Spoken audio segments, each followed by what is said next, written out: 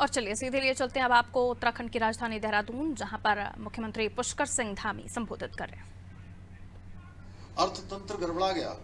बड़े बड़े देश आज संकट में पड़ गए। ऐसे समय में भी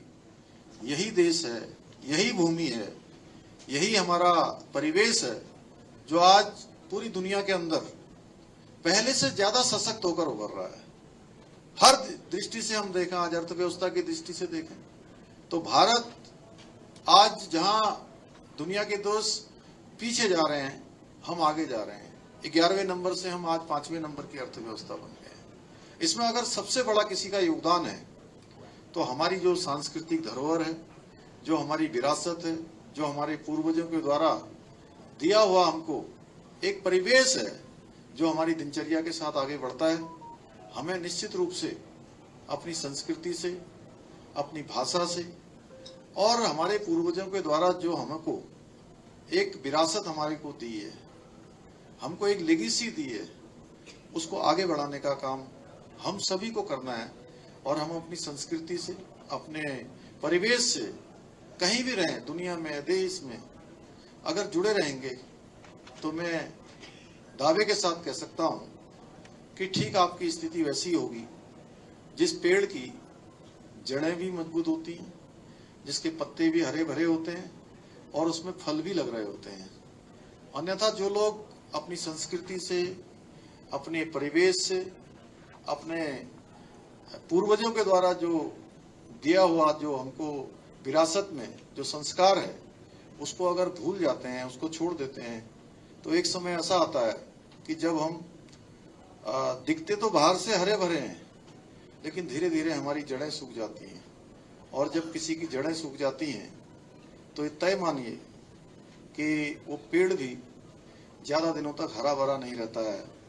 और उसमें फल लगने भी बंद हो जाते हैं, फूल लगने भी बंद हो जाते हैं, धीरे धीरे पत्ते भी उसके मुरझाने लगते हैं और एक समय ऐसा आता है कि वो फूल विहीन, फल विहीन और हरियाली से विहीन होकर सूखने लगता है। तो उस प्रकार की स्थिति में पहुंच जाता है। इसलिए मैं आप सभी से अनुरोध करूंगा कि आप लोग जिनको आज मुझे सम्मानित करने का अवसर मिल रहा है, वो सभी लोग अपने अपने घरों को भी लौटें, अपने पूर्वजों की उस धरती को भी याद करें जिस धरती ने उनको यहाँ तक पहुंचने का कहीं न कहीं कोई सूत्र दिया है, कहीं न कहीं जीवन जीने का और जीवन में आने का जिनके कारण से हमको अवसर मिला है, उन सब का स्मरण करते हुए मैं चाहूंगा कि आप देश दुनिया में नाम कर लिया है तो यहाँ भी आइए,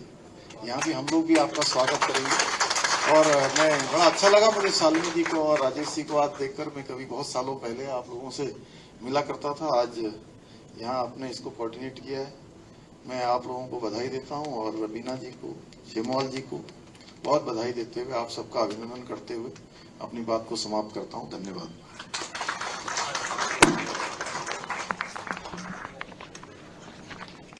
के साथ धन्यवाद करेंगे आज के कार्यक्रम में शामिल होने के लिए। मोमेंटो भेंट करके माननीय मुख्यमंत्री महोदय को मैं बीना मैम, सेमवाल सर, सांस्कृतिक कार्यक्रम होने हैं, किस तरह से देख रहे हैं और उत्तराखंड के लिहाज से कितने इम्पोर्टेंट हो जाते हैं सर? देखिए, एक तो ये जो हमारा सांस्कृतिक केंद्र है, इसका आज विधिवत रूप से उद्घाटन हो गया है, लोकार्पण हो गया है और निश्चित रूप से इसमें अनेकों जो कलाकार यहाँ पर आने वाले हैं, हमारे उत्तराखंड से जुड़े हुए कलाकार भी आने वाले हैं और देश दुनिया में जिन्होंने नाम किया है, वो सभी कलाकार 3 दिनों तक लगातार अपनी प्रस्तुति देने वाले हैं। हमारे यहाँ के लोक कलाकार भी उसमें भाग लेने वाले हैं और ये केंद्र उद्घाटन होकर और इस प्रकार के कार्यक्रमों के द्वारा जो हमारी प्रतिभाएं हैं, जो कला के क्षेत्र में, भाषा के क्षेत्र में, साहित्य और संस्कृति के क्षेत्र में, उन सभी को एक बड़ा स्थान यहाँ पर प्राप्त होगा और बड़े स्थान के साथ साथ एक अवसर भी सभी को मिलेगा कि वो इस क्षेत्र में आगे बढ़ें, कला के क्षेत्र में, साहित्य और संस्कृति के क्षेत्र में। मैं सभी को अपनी शुभकामनाएं देता हूँ।